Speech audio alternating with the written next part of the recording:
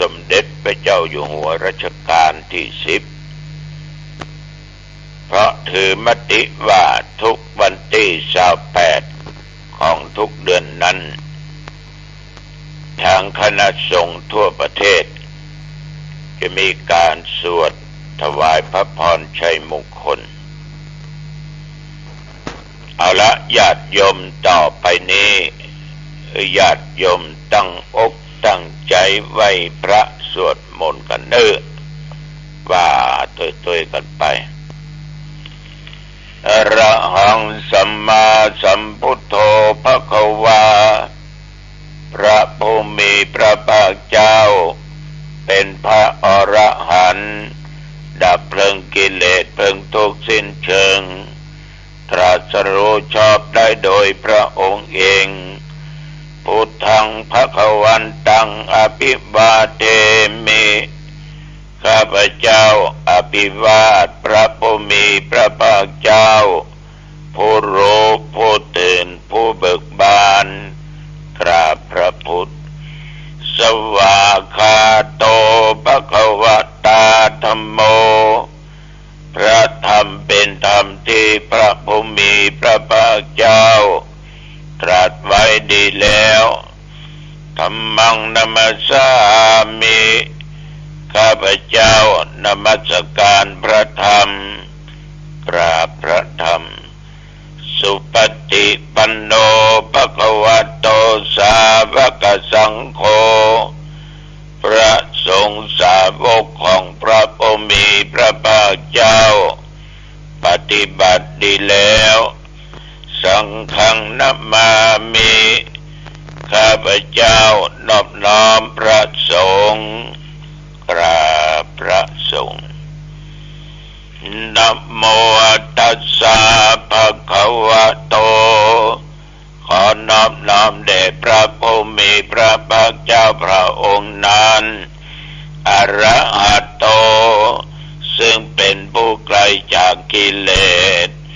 สัมมาสัมพุทธัสสะตรัสรู้ชอบได้โดยพระองค์เองนะโมตัสสะภะคะวะโตขอนอบน้อมแด่พระผู้มีพระภาคเจ้าพระองค์นั้น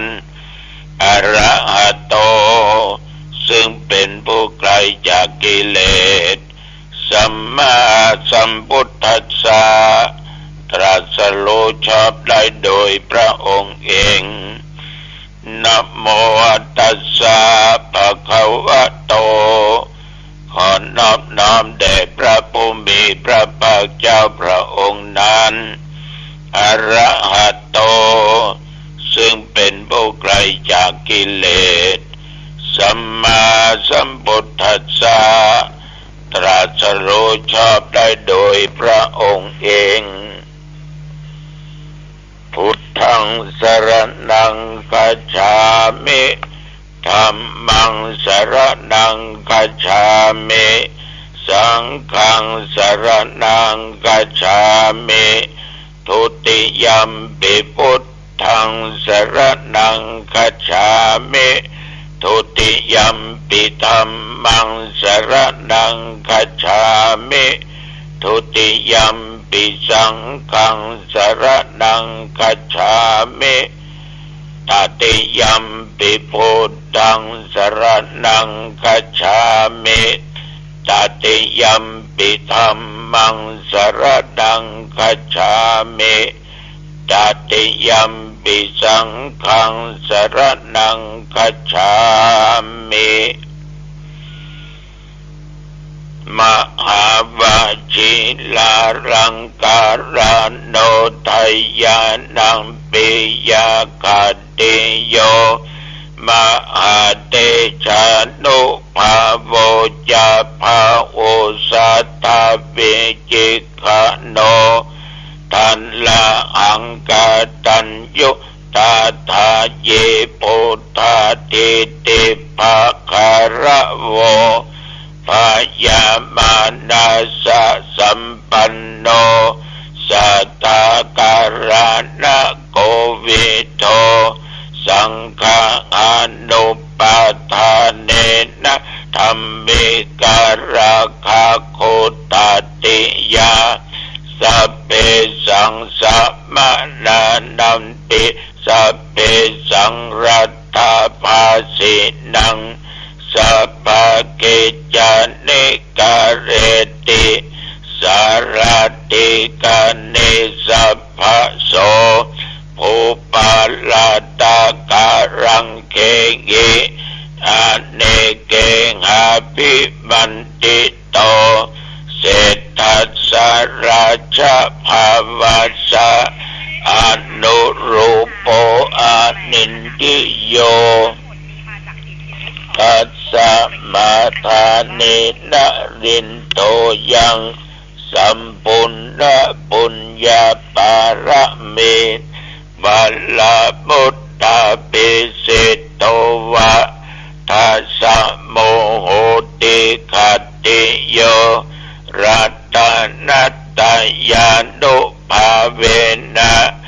ลาจุนังปุญญาเตชะสาปัลละมินธัมมหาราชาอิคายุโกนิรามโยวันนันวาภาลาสัมปันโนสุขิโตโหตุสัพพทา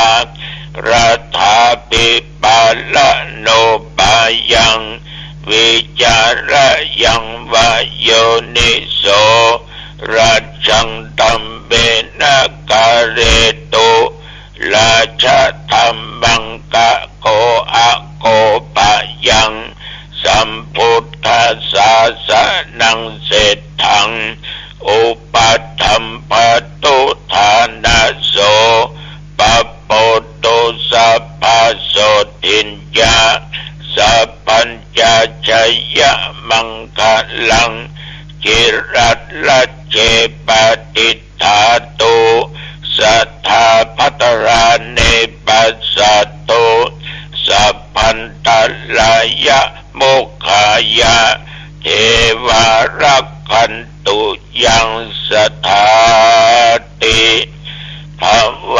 ตุสัพพะมังคะลังรักขันตุสัพพะเทวตาสัพพะพุทธานุภาเวนะ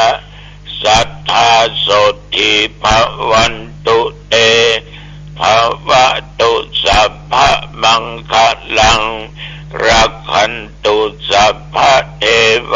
ตาสัพพะธัมมานุภาเวนะสัทธาโสติภวันตุเตภวตุสัพพะมังคะลังรักขันตุสัพพะเทวตาสัพพะสังฆานุภาเวนะสัทธาโสติภวันตุเตขอถวายพระพรชัยมงคลแด่องค์พระบาทสมเด็จพระเจ้าอยู่หัวในรัชกาลที่10ตลอดจนพระบรมราชินีขอพระองค์ท่านจงมีพระสุขภาพพลามัยอันแข็งแรงทรงมีพระเกษมสำราญทรงมีพระชนมายุยิ่งยืนนานได้120 พระพรรษายิ่งขึ้นไปขอถวายพระพรกรมอุตุได้ประกาศว่านับตั้งแต่เมื่อตะวันวามาจนถึงปัจจุบันเดี๋ยวนี้ตะวันนี้เที่ยวบริเวณวัดหนองตองและใกล้เคียงไม่มีรายงานว่ามีฝนตกพายุก็ไม่แรงตามปกติอุณหภูมิปัจจุบันนี้26 องศาญาติโยมเมื่อตะวันวานี้ทุเจ้าฉันเจ้าแล้วก็ได้ มีญาติโยมแสงล่ามาจากในเมืองเชียงใหม่พร้อมกับลูกได้มากทำบุญอุทิศแก่ผู้วายชนอันเป็นป่อชื่อชวนได้ถวายวัตถุปัจจัยทายธรรมน้อมนำช่วยเหลือซื้อเครื่องมือการแพทย์เครื่องช่วยหายใจไว้ห้องICUอำเภอหางดง2,000 บุญนอกนั้นก็มีคุณโยมบัวโรยดวงแก้วบ้านสันบซักอำเภอเมืองจังหวัดลำพูนอันนี้ก็ร่วมบุญซื้อเครื่องมือการแพทย์มอบแก่องค์ยาหางดงไว้กับห้องICU200 บุญก็เจ้าขอทานไปหาอุ้ยทาอุ้ยสุขอรุณดวงแก้วเนอสาธุขอนิสงผลบุญประลอดถึงตึงได้จิมขอบใจเจ้าแม่สีทองนิรันดร์บ้านให้พัฒนาสันทรายเนอ500 บุญแม่ยอดเรือนศรีวิจัยก็500 บุญพร้อมกับญาติพ่อแม่พี่น้องบ้านไร่พัฒนานอกนั้นมีคณะบ้านไร่พัฒนาอีก960 บุญต้องขออนุโมทนาต่อคุณณัฐพัฒน์พระพาทองอันนี้ก็ 3,000 บุญอุทิศส่วนบุญกุศลพ่อจื่น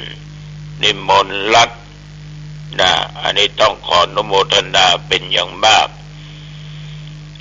ญาติโยมช่วยกันไปเถอะเนอะช่วยต่อชีวิตคนชีวิตคนสงเคราะห์คนเพราะโรงพยาบาลมันบ่มีห้องICUเจ็บเป็นหนักต้องวิ่งไปเหนือไปใต้ตกออกเปิ้นก็ซ้ำบ่ว่างเหี้ยนะแทนที่ชีวิตจะอยู่รอดอยู่กับผัวกับเมียกับลูกกับเต้าญาติพี่น้องได้กินได้ทานกับตู้เจ้าสมตายไปเพราะมันบ่มีเครื่องช่วยหายใจห้องICUอันนี้ได้บุญนักได้บุญหลายเนอะโยมเนอะบุญนักบุญหลายแต่ว่าเช่นเดียวกันแต่ว่านี่กินข้าวตอนเรียบร้อยแล้วก็ไปประชุมที่วัดดอยสะพันโยมีท่านหลวงพ่อพระพรหมเสนาบดีเจ้าคณะภาค7รองภาค7คณะจังหวัดรองจังหวัดประเดี๋ยวนี้หลวงพ่อที่รักษาการจังหวัดเชียงใหม่มีมติผ่านแล้วเนอะจะเป็นหลวงพ่อจังหวัดเต็ม100%ละแสดงความยินดีนักเจ้าคณะผู้ปกครองเจ้าคณะอำเภอรองอำเภอเลขานุการสำนักพุทธวัฒนธรรมร่วมกันประชุมเกี่ยวกับ1งานสอบธรรมสอบบาลีฉลองบาลี2งานอบต.หน่วยอบรมประชาชนประจำตำบล3เกี่ยวกับงานเรื่องการสอบพระอุปชฌาย์อันนี้ได้จ่ากันใช้เวลามากพอสมควรจะมากับจากดอยสะปัญโยปิกมานั้นก็พอ5 โมงเย็นเนาะเลยลวดไปดูในการจัดงานที่วัดขันแก้วตำบลหันแก้วเพราะวัดขันแก้วนี้ปีนี้จังหวัดเชียงใหม่อันมีท่านพระเจ้าคุณพระเทพสิงหวราจารย์ท่านได้คัดเลือกเป็นตัวแทนของคณะสงฆ์จังหวัดเชียงใหม่เป็นหมู่บ้านรักษาศีล5ตัวอย่างซึ่งในวันที่29เนี่ยคณะกรรมการส่วนกลาง นะแล้วก็ส่วนโหนประมาณถึงเจ้าบ้านถึงคนวัดเจ้าหน้าที่30-40ลูกคนจะมาเป็นกรรมการมาตรวจดูงานก็แต่ว่าก็เข้าไปเยี่ยมเยือนแต่หลังจากที่เคยมาเอาท่านพระครูเจ้าอาวาสเข้มแข็งมากๆญาติโยมเป็นสมัครสมานสามัคคีกันงานจึงเป็นไปด้วยความระเบียบเรียบร้อยญาติโยมหมู่บ้านใดวัดใดตำบลใดอำเภอไหนก็ตามประการสำคัญในครอบครัวถ้าเราทุกคนมีความสมัครสมานสามัคคีเป็นน้ำหนึ่งใจเดียวกันเนี่ยช่วยเหลือกันคิดช่วยกันทำช่วยกันนี่นะงานหนักก็เป็นงานเบางานบางไปญาติโยมมันจะหนักหนาปาปานขนาดไหนก็ตามมันสู้พลังความสามัคคีไม่ได้แต่ว่าไปดูวัดขันแก้วก็ชื่นอกชื่นใจไปถึงเลขานุการถึงเลขาจังหวัดเลขาเจ้าคณะอำเภอหางดงในวันนี้ที่วัดหนองตองก็จะมีการเปิดศูนย์ตรวจสุขภาพเปิดศูนย์ตรวจสุขภาพก็จะมียมหมอมีท่านนายอำเภอมีพยาบาลมีเจ้าหน้าที่เทศบาลอสม.และพี่น้องประชาชนกินของง่ายแล้วจะพากันมาพร้อมกันที่วัดหนองตองเปิดศูนย์สุขภาพเพราะสุขภาพดีไม่มีขายต้องสร้างเองปฏิบัติเองเอาไว้ตรวจเบาหวานพ่องความดันพ่องเจาะดูไขมันพ่องนะครับถึงบอกว่าศูนย์สุขภาพเตรียมงานก็ได้หลายวันแต่วันนี้ก็จะมีการเปิดศูนย์มีการเจริญพุทธมนต์สวดชยมงคลคาถาถวายวัตถุปัจจัยทายธรรมเลี้ยงอาหารมื้อเป็นเลี้ยงข้าวปลาพี่น้องชาวบ้านคณะกรรมการหน่วยงานที่มาร่วมในวันนี้ณที่วัดหนองตองญาติโยมบ่ออกไม่ออกวันนี้คณะสงฆ์อำเภอหางดงก็จะได้สวดมนต์เนี่ยถวายพระพรชัยมงคลแด่พระเจ้าแผ่นดินรัชกาลที่10พระราชินีพระบรมวงศานุวงศ์สวดกันที่วัดป่าฐานตำบลสันพกหวานเมืองดงจังหวัดเชียงใหม่วัดลัทธิวันป่าฐานเนี่ยใกล้กับเขตอำเภอเมืองเชียงใหม่ละก็ล่องมาก็เลยบ้านต้นปินก็เป็นเขตตำบลสันพกหวานวัดป่าฐานขึ้นไปผ่านวัดป่าฐานก็จะไปถึงที่เขตอำเภอเมืองจังหวัดเชียงใหม่กันแล้วฉะนั้นเป็นหน้าที่เป็นกิจของสงฆ์ในยุคปัจจุบันเนี่ยญาติโยมบอกว่าพระสงฆ์องค์เน้นบอกว่าญาติโยมเราจะต้องความร่วมไม้ร่วมมือกันสมัครสมานสามัคคีกันเพื่อเหตุว่ามันจะเกิดเป็นผลเป็นพลังอันแรงกล้าจะมาก็ขอฝากสักอย่างหนึ่งเนอะคนเราอยู่ด้วยกันเนี่ยญาติโยมจะต้องมีการอู้การจามีน้ำจิตน้ำใจมีไมตรีต่อกันปากปราศัยน้ำใจอารีมอบไมตรีแก่ผู้มาเยือนแก่หมู่แก่คณะโดยเป็นคนบ่มีทิฏฐิมีมานะบ่อวดหูอวดเก่งคนเดียวคนเหล่านี้จะต้องมีการเคารพซึ่งกันและกันผู้น้อยเคารพผู้ใหญ่ผู้ใหญ่ก็เคารพผู้น้อยผัวก็เคารพเมียเมียก็เคารพผัวลูกเต้ายิ่งหายต้องเคารพพ่อแม่จะฉลาดขนาดไหนรู้ขนาดไหน แต่ความฉลาดนั้นต้องเอามาใช้ในการต้อนรับในการอู้การจากับแขกกับพี่น้องกับญาติมาเยี่ยมเยือนการต้อนรับการต้องต้อนรับด้วยความเอื้อเฟื้อตามแก่ฐานะของเขาและแก่ฐานะของเฮาในภาษาพระว่าการต้อนรับการปฏิสันถานนั้นอามิสสะปฏิสันถานปฏิสันถานต้อนรับปราศัยด้วยวัตถุเข้าของเช่นว่าตึงขับเข้ามาก็เลี้ยงเข้าปลาอาหารหรือบางอันก็ให้เครื่องนุ่งเครื่องห่มเครื่องประดับตลอดจนผลหมากรากไม้หน่อที่เขามีก็มอบปันกันแบ่งปันกันมันเป็นการผูกน้ำจิตน้ำใจซึ่งกันและกันนึกถึงตอนนี้ก็ตอนอาตมาภาพรับนิมนต์ประเทศที่หันที่นี่ญาติโยมก็ปฏิสันถานได้ถวายวัตถุปัจจัยทายธรรมนั่นก็เป็นการปฏิสันถานอีกอย่างหนึ่งและธรรมะปฏิสันถานในการต้อนรับในการอู้เจือเจิญแสดงตนตามที่ควรแก่อัธยาศัยอันงามโดยเอาหลักธรรมในทางพุทธศาสนานี้มาเป็นหลักเป็นเกณฑ์พูดจาไพเราะฟังแล้วสนอหูอู้จาแต่ความเป็นจริงปัจจุบันหลอกบันลวงบัดต้มบัดตุนอู้ไปบะมีเล็ดบะมีไนนะญาติโยม